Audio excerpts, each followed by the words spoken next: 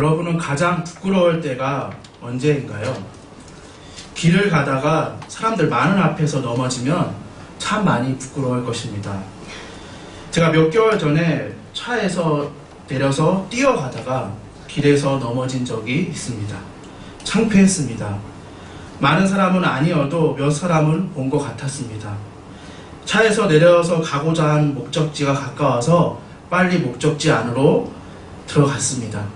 괜찮은 척, 안 부끄러운 척, 별것 아닌 일을 겪은 척하며 표정 관리를 했던 적이 있었습니다.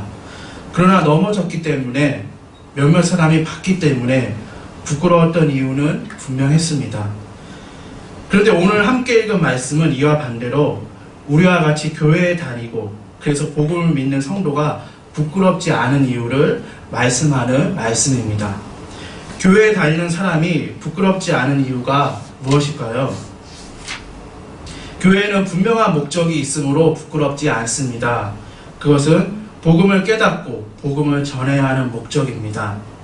그래서 지금 교회에 안 좋은 점이 보이더라도 교회 안에 내 마음에 들지 않는 사람이 있다 하더라도 기독교가, 교회가 사회에 안 좋은 일로 비판을 받아도 교회를 부끄러워할 필요는 전혀 없습니다.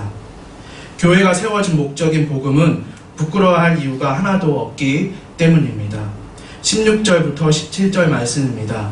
내가 복음을 부끄러워하지 아니하노니 이 복음은 모든 믿는 자에게 구원을 주시는 하나님의 능력이 됨이라. 첫째는 유대인에게요 또한 헬라인에게로다. 복음에는 하나님의 의가 나타나서 믿음으로 믿음에 이르게 하나니 기록된 바 오직 의인은 믿음으로 말미암아 살리라 함과 같으니라. 복음이 무엇입니까? 말 그대로 복된 소리, 즉 좋은 소식입니다. 하나님께서 죄인인 우리에게 좋은 소식을 주셨습니다. 그러면 우리가 죄인인 증거는 무엇일까요? 첫사람 아담과 하와의 에덴 동산에서의 불순종의 죄가 증거이고 우리가 우리의 모습을 보면 우리가 아직도 죄의 본성이 있음을 알 수 있습니다. 왜 죄인에게 좋은 소식입니까? 16절 말씀을 봅시다. 좋은 소식을 믿을 때 죄에서 구해 주시기 때문입니다. 예수님이 우리 죄를 위해 죽으시고 다시 사신 것을 믿으면 구원받기 때문입니다. 믿으면 17절 말씀처럼 죄인에서 의인이 됩니다. 의인이 된다는 것은 하나님의 의를 받는다는 것입니다. 하나님의 의는 구약시대부터 예언된 구원의 약속을 하나님께서 예수님의 죽음과 부활을 통해 지키신 것입니다. 약속을 지키신 것입니다. 약속을 신실하게 지키신 의이며 그래서 이 하나님의 의로 말미암아 하나님과 인간이 관계를 회복할 수 있는 길이 열렸습니다. 이 17절 말씀을 공동번역 성경으로 보면 다음과 같습니다. 잘 들어보십시오. 복음은 하나님께서 인간을 당신과 올바른 관계에 놓아주시는 길을 보여주십니다. 인간은 오직 믿음을 통해서 하나님과 올바른 관계를 가지게 됩니다. 성서에도 믿음을 통해서 하나님과 올바른 관계를 가지게 된 사람은 살 것이다 하지 않았습니까? 그래서 복음에는 부끄러워할 이유가 전혀 없습니다. 오히려 구원을 주시는 하나님의 능력입니다. 그리고 약속을 믿고 받아들이면 의인이 됩니다. 그래서 교회에 오면 이러한 복음을 듣습니다. 믿게 됩니다. 한 번으로 끝이 아니라 날마다 복음을 새롭게 깨닫습니다. 그래서 계속해서 하나님의 자녀로 성장해 가는 곳이 교회입니다. 그러나 말처럼 쉽지 않습니다. 교회에 다니는 것이 부끄러울 때가 있고 복음이 나에게는 좋은 소식이 아닌 것 같습니다. 나에게 좋은 소식은 지금 내 앞에 닥친 중요한 문제가 해결되는 것이고 그러한 문제가 해결되지 않으면 복음의 능력에 대해서 복음의 효력에 대해 의심하기도 합니다. 힘들고 지치게 살아가는 요즘 우리 현대인들에게 좋은 소식은 무엇일까요? 하루만 더 푹 쉬는 것입니다. 그리고 하나님의 자녀가 됐다고 하지만 여전히 난 어디를 가든지 힘들게 살아갑니다. 또한 하나님의 자녀의 모습이 전혀 없고 욕심 많고 미워하고 무기력합니다.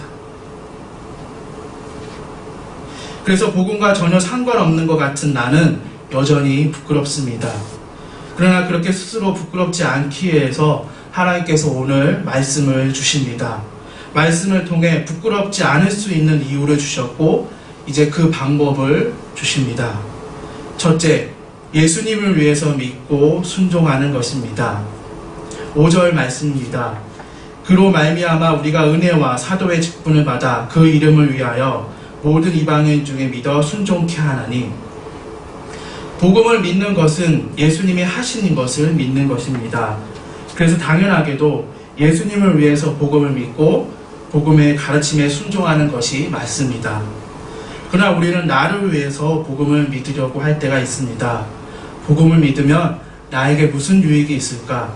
복음을 믿으면 지금 나의 실제 생활에 구체적으로 어떤 유익과 효과가 있을까? 지금 내 고민을 얼마나 해결해 줄 수 있을까? 꼭 그렇게까지 해야 할까? 죄인임을 고백해야 할까? 마음이 불편해지는 회개를 해야 할까라고 생각하기도 합니다. 그러나 복음을 예수님을 위해서 믿고자 한다면 우리의 생각은 달라질 것입니다. 내가 봐도 나는 죄인인 것 같은데 완벽한 하나님이 보시기에는 어떠실까? 그런 나를 위해 예수님이 십자가에 고통받고 죽으셨구나.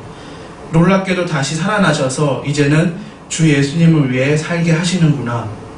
그래서 죄인임을 회개하는 것은 마음이 불편해지고 자존심이 상하는 것이 아니라 감동이구나, 감사한 일이구나. 그래서 이렇게 복음을 믿는다면 우리 안에 주권이 바뀌는 것입니다. 아니, 주권이 회복되는 것입니다. 전에는 그냥 내 마음대로 그냥 그렇게 살아가도 된다고 생각했지만 이제는 아니라고 깨닫는 것입니다. 내 삶에 주인이 있다고 인정하는 것입니다.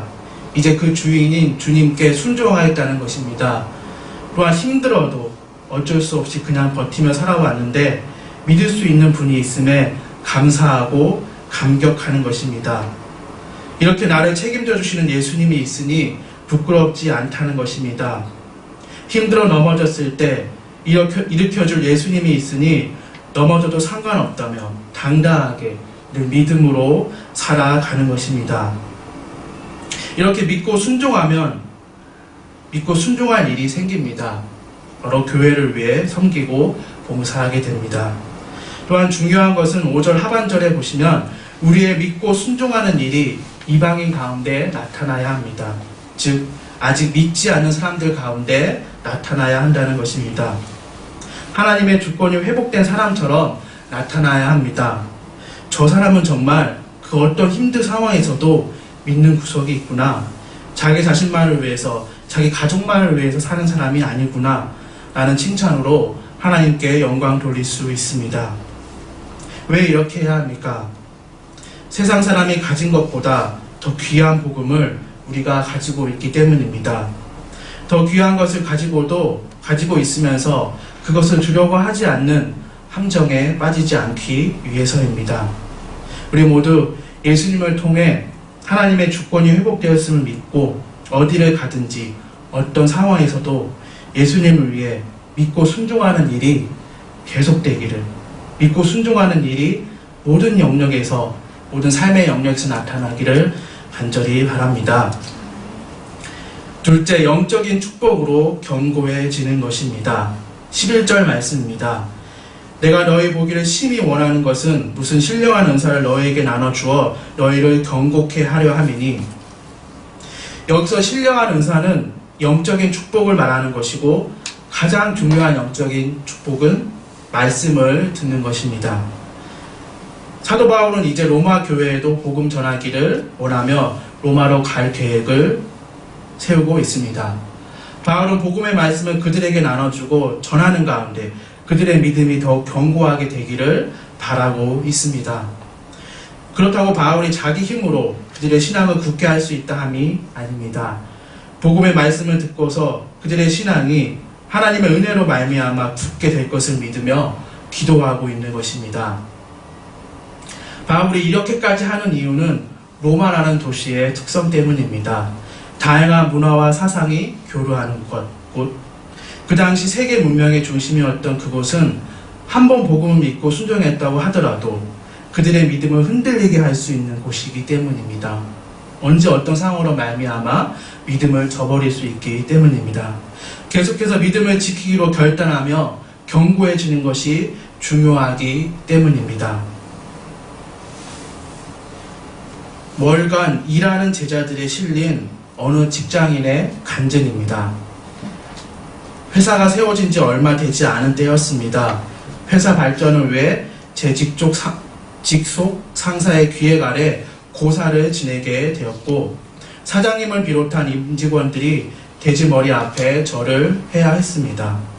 고민 끝에 기도하면서 어렵게 들어온 회사고 너무나 사랑하는 회사이지만 사표를 내라면 낼 수밖에 없다 하고 결심했습니다.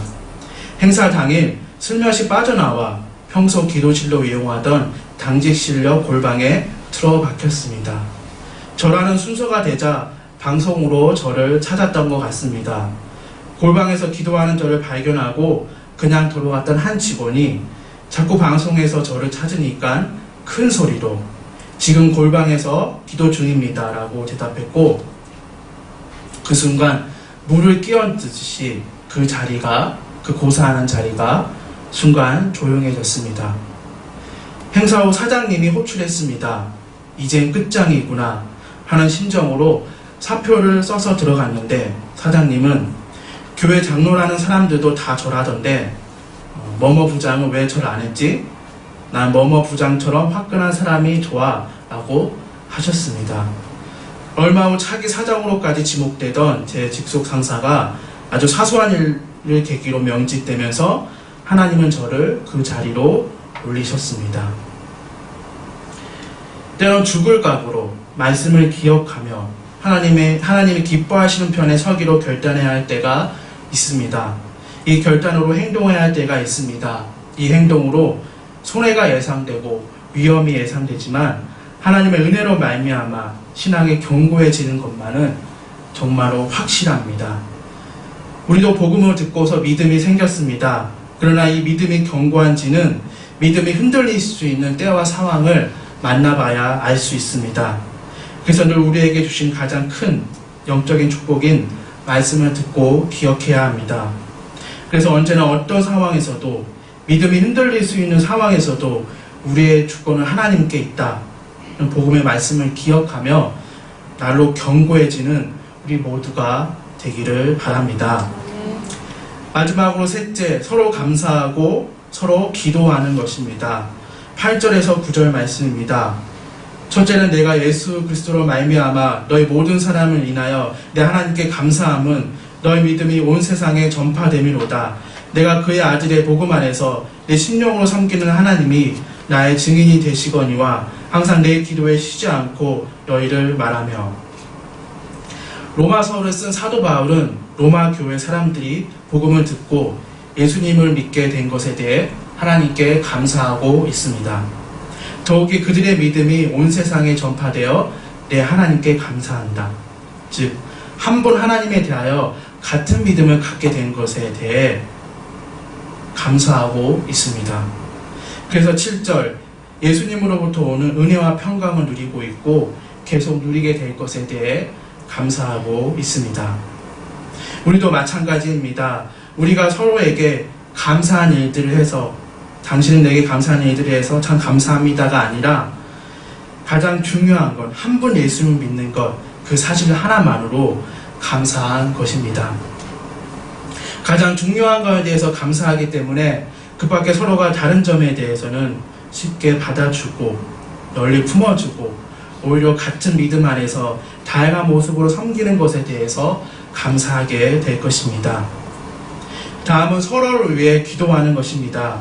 중요한 것은 9절 말씀처럼 쉬지 않고 자신의 기도에 다른 사람을 말하는 것입니다. 로마 교회는 사도 바울이 개척한 교회도 아닙니다. 그럼에도 쉬지 않고 기도한다고 합니다. 쉬지 않고 기도한다는 것은 정해진 시간에 계속해서 꾸준히 기도한다는 것입니다.